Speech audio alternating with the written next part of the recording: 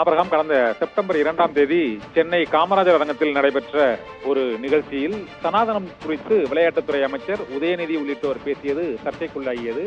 இதனை எதிர்த்து சென்னை உயர்நீதிமன்றத்தில் தொடரப்பட்ட வழக்கில் இன்று தீர்ப்பு அளிக்கப்பட்டது. அந்த தீர்ப்பின்படி இந்த வழக்கில் தனிப்பட்ட உத்தரவு எதையும் பிறப்பிக்க முடியாது என்றும், சனாதனம் தொடர்பான சர்ச்சை பேச்சுக்கு எதிராக தொடரப்பட்ட இந்த மனு தள்ளுபடி செய்யப்பட்டிருப்பதாகவும் நீதிபதி அனிதா சுமந்த் அளித்த உத்தரவில் தெரிவிக்கப்பட்டிருக்கிறது.